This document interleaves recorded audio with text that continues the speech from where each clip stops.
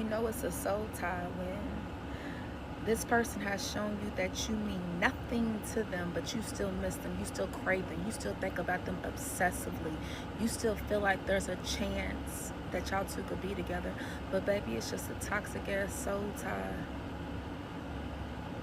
That motherfucker ain't shit for real.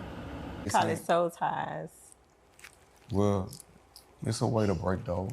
I'm not trying to be too spiritual, but it could be somebody that you was with 5 years ago. But when that cord is still attached to that person, you still connected to them, no matter where they are in the world. So you have to break that umbilical cord. It's spiritual. All things are spiritual. The things we say, the energy we feel when we walk in the room. So that's another thing that's like, it's very sacred. I just don't give myself to know anybody. If the energy not right, you can't touch me, straight up. I done had situations where I done gave myself to the wrong people and just creepy. Just miserable. It wasn't right.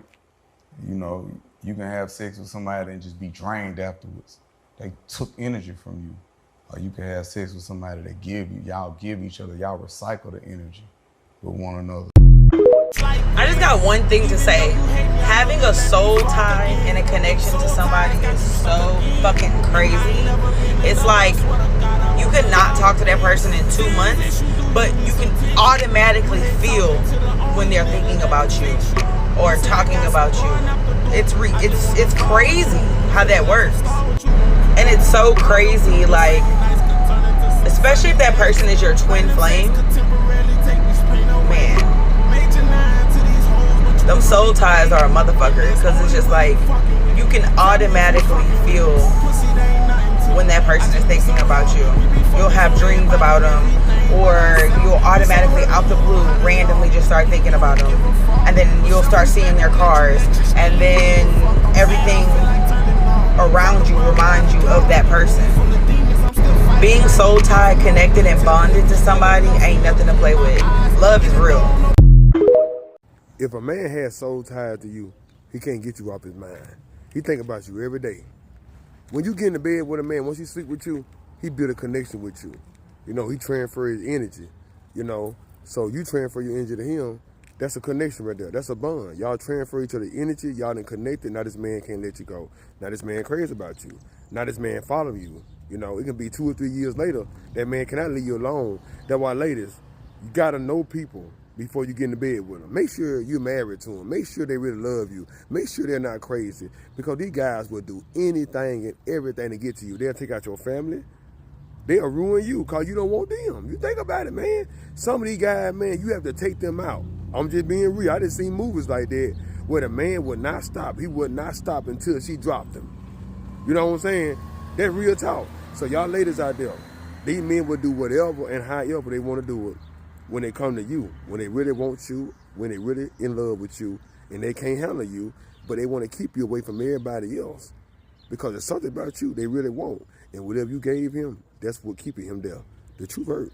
Some people don't just use words to manipulate people, but some people use touch. Because some people understand just how serious soul ties is. So they use it against you. So don't just pay attention to the words they use to manipulate you, but pay attention to the touch they use to control you. That's why they always want to see you. Because they know if they can see you, they probably can touch you. And they know if they can touch you, it's a good chance that they can control you. Watch who you have soul ties with. For real. If someone is popping into your head frequently, this is what it means. Remember that thoughts translate into energy. And when someone is thinking about you, they are sending you energy, and vice versa. So whenever someone is popping into your head, you're not crazy. You are feeling their energy, whether that's positive and or negative. And trust that. That is your intuition working. And also remind yourself every time you're thinking, ruminating, obsessing about someone, is this someone worthy of receiving your energy?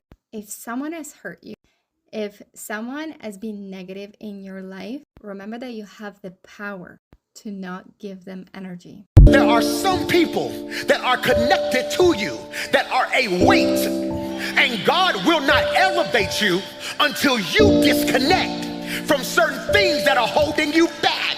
as you get ready for 2026, you praying for stuff when you probably should be praying John 15:2. He cuts off, Michael, every branch in me, Michael, that bears no fruit.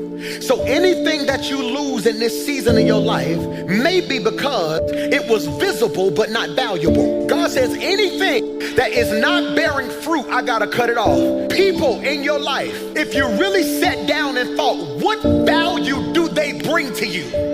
God is saying you got too much luggage. I was getting ready to go out of town, and there are certain airlines that let you fly your bags for free. It's only one problem. They let your bags fly free as long as they don't exceed the weight limit.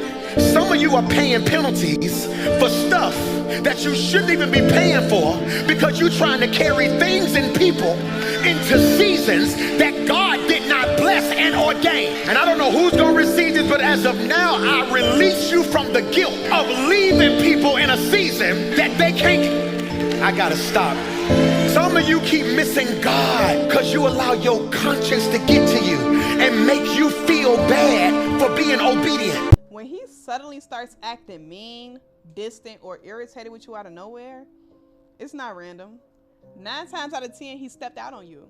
And what you're feeling is not attitude, it's the aftermath of a soul tie. Because when you sleep with somebody, that's not just pleasure, that's spiritual exchange. You take on their emotions, their habits, their heaviness. And every time you connect physically, you're creating a spiritual bridge. And whatever's living in them now has access to you. That's what a soul tie really is. It's not just, oh, we were close. Start saying our spirits blended. Because now you feel what the other person is carrying. So when he cheats, he don't just break loyalty. He brings back new energy. Her confusion, her pain, her demons, her trauma. And when he comes home, his spirit is irritated because now it's conflicted.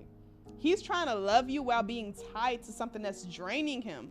That's why the talks get short. That's why all of a sudden he can't sleep. That's why his peace is gone, because his spirit is at war with itself. Conviction battling connection. So no, you didn't do anything wrong. He's not just acting different, baby. He's spiritually contaminated. And until he breaks that tie, his peace will stay broken.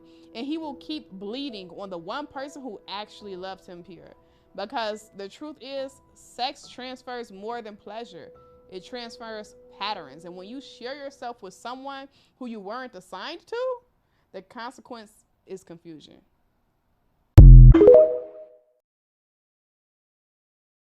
You ever notice how when you merge energy with someone, you don't quite feel the same afterwards? That's because what we call pleasure isn't just physical. It's a spiritual transaction. Come here, let me put y'all on game. See, when two souls intertwine, it's not just skin touching skin. It's aura touching aura. Energy fields blending, frequency syncing. For a moment, you and that person are one spirit. That's why after certain encounters, you feel drained. You can't focus. You start having random mood swings, thoughts that aren't even yours. Because whether you realize it or not, when you merge energy, you're absorbing pieces of who they are, their emotions, their mindsets, their inner chaos. Oh yeah, and the wild part is, energy doesn't ask for permission. It just transfers. You might be wondering why you're carrying pain that's not even yours. Why you feel heavy after being with someone who looked good but felt off. That's because they left energy behind. And if you're not spiritually aware, you'll confuse attachment with connection. You'll confuse lust for love. You'll confuse temporary satisfaction for divine union. When you merge energy, you're basically saying, I'm open to exchange essence with you. So ask yourself, what are they giving you in return? Are they feeding your spirit or depleting it? Because one person's energy can either elevate your frequency or lower it at a level you may not even come back from. For real. So protect your energy like it's sacred currency, because it is. Your energy determines your peace, your clarity, your purpose. In that moment you start being selective with who you merge energy with, you'll notice how calm, confident, and clear your spirit becomes. Hey, check this out. Not everyone deserves access to your soul. Some people only come to drain what they can't create within themselves. So guard your essence.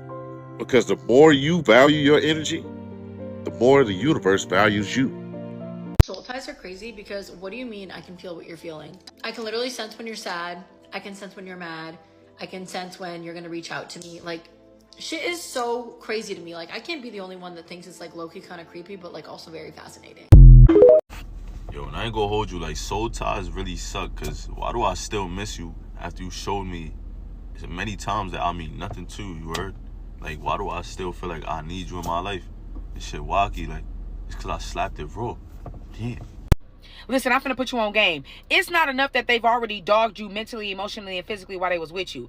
But they will double down due to their bitterness and their brokenness and try to still dog you mentally and emotionally when they so-called moved on. We do understand that the reason why they posting about they new boo, posting about date day, making all of these subliminal messages on all these social media platforms, they doing that so you can see it.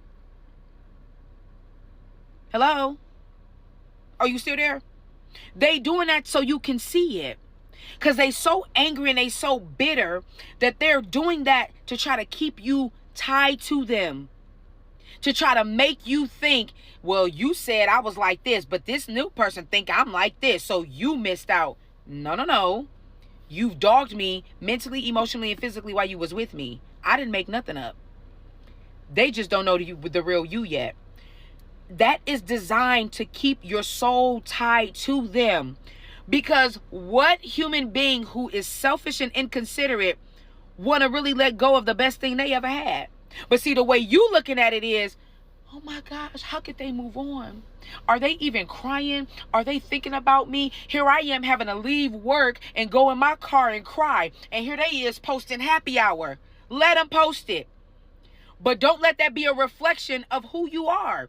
Stop sitting back thinking that people are prospering when you dog people out. You don't even have to have a relationship with God to live by that principle. You do wrong, wrong will find you. You do right, right will find you. The Bible calls it reaping what you sow. The world calls it karma. And this is not because we want people to be dogged out. Baby, you gonna get back what you put out. Don't let them fool you. They doing that to still try to hurt you, even though they not with you. You hearing me?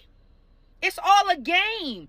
They so bitter, they want to still inflict pain on you, and you not even around.